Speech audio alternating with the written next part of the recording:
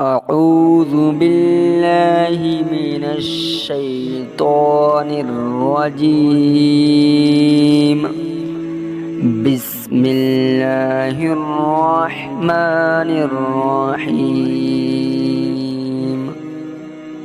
الرحمن علم القرآن خلق الإنسان علمه البيان. الشمس والقمر بحسبان والنجم والشجر يسجدان والسماء رفعها ووضع الميزان ألا تطغوا في الميزان وأقيموا الوزن بالقسط ولا تخسروا الميزان. والأرض وضعها للأنام فيها فاكهة والنخل ذات الأكمام والحب ذو العصف والريحان. فبأي آلاء ربكما تكذبان. خلق الإنسان من صلصال كالفخار وخلق الجان من مارج من نار. فبأي آلاء ربكما تكذبان. رب المشرقين ورب المغربين. فبأي آلاء ربكما تكذبان. مرج البحرين يلتقيان بينهما برزخ لا يبغيان. فبأي آلاء ربكما تكذبان. يخرج منهما اللؤلؤ والمرجان. فبأي آلاء ربكما تكذبان. وله الجوار المنشآت في البحر كالأعلام. فبأي آلاء ربكما تكذبان. كل من عليها فان ويبقى وجه ربك ذو الجلال والإكرام. فبأي آلاء ربكما تكذبان. يسأله من في السماوات والأرض كل يوم هو في شأن. فبأي آلاء ربكما تكذبان. سنفرغ لكم أيها الثقلان فبأي آلاء ربكما تكذبان يا معشر الجن والإنس إن استطعتم أن تنفذوا من أقطار السماوات والأرض فانفذوا لا تنفذون إلا بسلطان فبأي آلاء ربكما تكذبان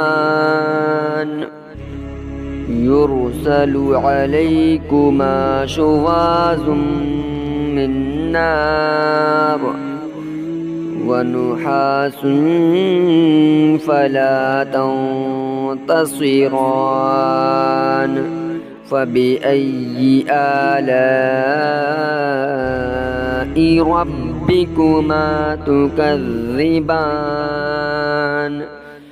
فإذا انشقت السماء فكانت وردة كالدهان فبأي آلاء ربكما تكذبان فيومئذ لا يسأل عن ذنبه إنس ولا جان فبأي آلاء ربكما تكذبان يعرف المجرمون بسيماهم فيؤخذ بالنواصي والأقدام فبأي آلاء ربكما تكذبان هذه جهنم التي يكذب بها المجرمون يطوفون بينها وبين حميم آن فبأي آلاء ربكما تكذبان ولمن خاف مقام ربه جنتان فبأي آلاء ربكما تكذبان ذواتا أفنان فبأي آلاء ربكما تكذبان فيهما عينان تجريان فبأي آلاء ربكما تكذبان فيهما من كل فاكهة زوجان فبأي آلاء ربكما تكذبان متكئين على فرش بطائنها من استبرق وجنى الجنتين دان فبأي آلاء ربكما تكذبان فيهن قاصرات الطرف لم يطمثهن إنس قبلهم ولا جان فبأي آلاء ربكما تكذبان كأنهن الياقوت والمرجان فبأي آلاء ربكما تكذبان هل جزاء الإحسان إلا الإحسان فبأي آلاء ربكما تكذبان ومن دونهما جنتان فبأي آلاء ربكما تكذبان مدهامتان فبأي آلاء